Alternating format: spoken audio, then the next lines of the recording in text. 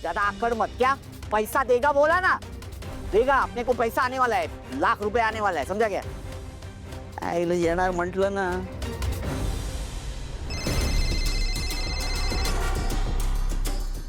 राजकुमार दादाचा फोन, यांनी काय काम काढलंय? हॅलो. ऐश्वर्या, मी ना घोड्याला पाण्यापाशी घेऊन जाऊ शकतो, पण पाणी घोड्यानेच प्यायचं असतं. जे काम करायला सांगितलेलं त्याचं काय झालं पुढे? एकतर मी तुझ्यासारखी रिकामी नाहीये, मला खूप काम आहेत. हो ग हो. तुला ती म्हण माहितीये का ग? हर कुत्ते के दिन होते. माझे खराब दिवस चालू आहेत ना, घे बोलून. कामाचं बोल लवकर. ऐश्वर्या, तू फार विसरायला लागलीस बरं.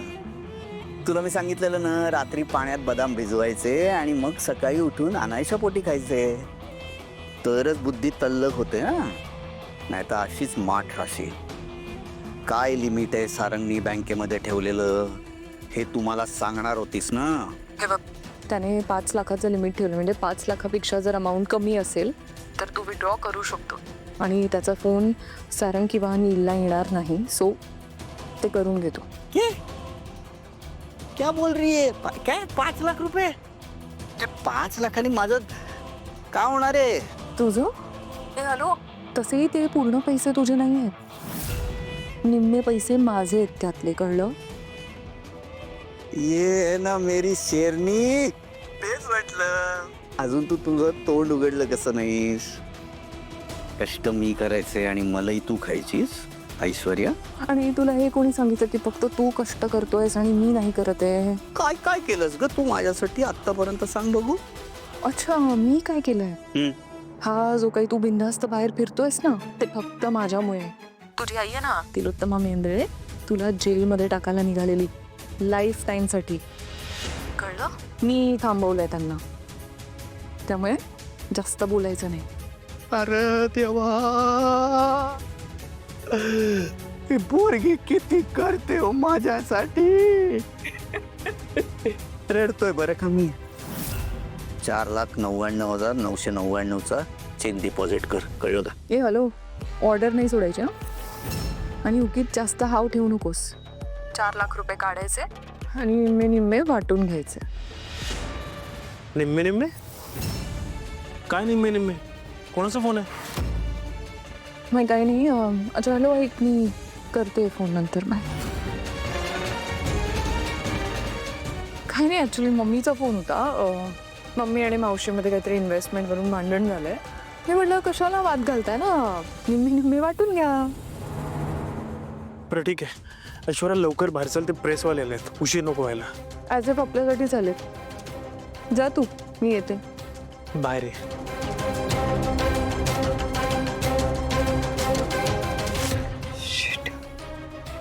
ह्या राजकुमारचं काहीतरी करावं लागेल. शिट. हा, आता तुम्हाला प्रश्न पडला असेल, मी कोण? आम्हाला का प्रश्न पडेल तुम्ही कोण याचा? प्रश्न पडला नाही, पडला पाहिजे. चांगले प्रश्न पडले तर चांगले पत्रकार होणार. ठीक आहे, मी माझी ओळख करून देतो. मी बबलू. पुढे विचारा. काय विचारा? तू इथे काय करतोयस? हा, तर मी फॅमिली फ्रेंड आहे, मेंदळे परिवाराचा फॅमिली फ्रेंड. लहानपणापासून सारंग दादाने सोम बरोबर मी खेळायचो. नेक्स्ट. काय नेक्स्ट? आणि तुम्ही तुमची ओळख का करून देताय? बरोबर आहे, मोठी माणसं कधीच ओळख करून देत नाही आणि मला ह्यातली गोष्ट कधीच कमी वाटत नाही, म्हणून मी माझी ओळख करून देतो. माझी आई बोलली होती की स्वतःची ओळख स्वतः करून द्यायची. आता बघा ना, मी माझी ओळख करून दिली. नेक्स्ट. अजून किती वेळ यांना तयार व्हायला? मी आता गेलो होतो ना, तेव्हा तिलोत्तमा मॅम, चंद्रकांत सर आणि अमृता वहिनी हे तिघही आहेत ना, आवडत होती. अरे गेले कुठे हे सगळे? पत्रकार आपली वाट बघतायत. बबलू त्यांना रिसीव्ह करायला गेलाय. सारंग, सोहम, नील, ऐश्वर्या आहेत कुठे सगळे? उशीर होतोय आपल्याला. आई मी सगळ्यांना आत्ताच सांगून आले, येतच असतील. मग आपण तोपर्यंत इथली व्यवस्था बघूया का? हा बबलू ना बहुतेक त्या रिपोर्टर्स बरोबर रमलेला दिसतोय. इथलं कोण बघणार आता सगळं? अगं तिलोत्तमा, माझ्या मुलाचं कौतुक होणार आहे ना, मी बघतो सगळं, डोंट वरी. बरं अमृता, रिपोर्टर्सना चहा गेला का? हो आई, नाही मी चाललेच होते, पण बबलू हट्टाने ट्रे घेऊन गेल्या माझ्या हातून गेस्ट रूम मध्ये. मला काय वाटतं, सारंग आणि सावली हेच सेंटर ऑफ अट्रॅक्शन असायला हवेत. कारण अल्टिमेटली त्यांच्या टॅलेंटमुळे, त्यांच्या हार्डवर्कमुळेच आपल्याला हे अवॉर्ड मिळालंय. सो ते सेंटर ऑफ अट्रॅक्शन आणि नॅचरली ते दोघे एकत्रच बसतील ना मग. एक मिनिट, हे जे काही घडलंय ना, ते माझ्या सारंगच्या टॅलेंटमुळे आणि त्याच्या मेहनतीमुळे. हा म्हणजे ती पोरगी त्या कॅम्पेन मधली एक स्पर्धा वगैरे जिंकली असेल, पण कॅम्पेनची मूळ आयडिया माझ्या सारंगची आहे. तेव्हा सेंटर ऑफ अट्रॅक्शन माझा सारंगच असायला हवा. ओके? अगं बरोबर आहे, पण सावली बायको आहे त्याची, सो नॅचरली ती त्याच्या बरोबरच बसणार ना. आता दर प्रेस कॉन्फरन्सला तू आणि मी नाही का एकत्र असतो.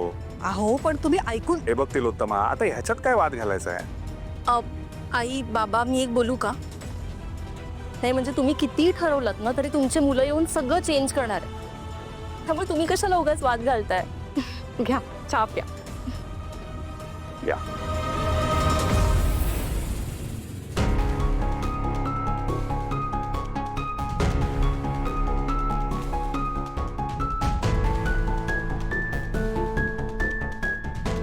काय झालं सोहम? काय नाही, तू रीडिंग करतेस तर म्हटलं मी पण आराम करतो. मग काय करू अजून? खाली कॉन्फरन्स आहे ना, जायला हवं ना. माझी नाहीये इच्छा आणि मला तर वाटतं तूही जाऊ नयेस. एक वेळ मी नाही गेलो तर चालेल, पण तू जायला हवंस. तू सेलिब्रिटी आहेस, तुझं फॅन फॉलोइंग आहे, तुझं गाणं टॉप 10 मध्ये आहे. हे बघ, तू गेलीस ना तर त्यांना फायदा होणारच आहे, त्यांचाही तुला फायदा होणार आहे की नाही. पण ही कॉन्फरन्स माझ्या गाण्यासाठी नाहीये ना. ज्या रील मध्ये सावलीनं मला हरवलं त्याची कॉन्फरन्स आहे. तू असा का नाही विचार करत की ह्या कॉन्फरन्समुळे आपल्या कंपनीचं नाव अख्ख्या जगात फेमस होणार आहे.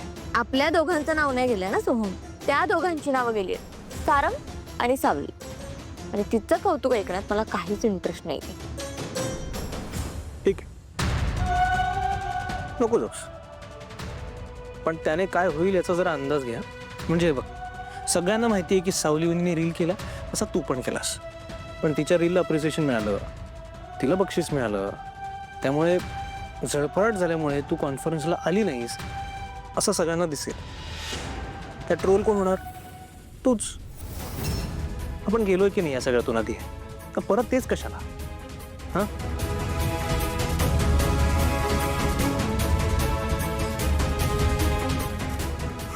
कार्ते हंगरी जशी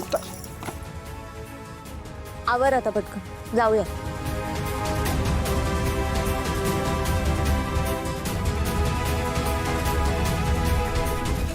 अरे या लवकर, किती वेळा बोलवायचं तुम्हाला? या पटकन. आम्ही सेटिंग अरेंजमेंट बद्दल बोलत होतो, कोणी कुठे बसायचं वगैरे सगळं. इतकंच आहे ना मॉम, डोंट वरी. सेंटरला सारंग बसेल, राईटला तुम्ही बसा आणि लेफ्ट साईडला सावली बसेल. मॉम ऐक ना, त्याच्यावर चर्चा नको, मी आणि सारंग बघतो काय ते. चल. सगळं काही तुम्ही दोघंच करणार आहात का? सोहम कुठे आहे? सोहम आलो आलो आलो. मदत करे ना, जा पळ पटकन.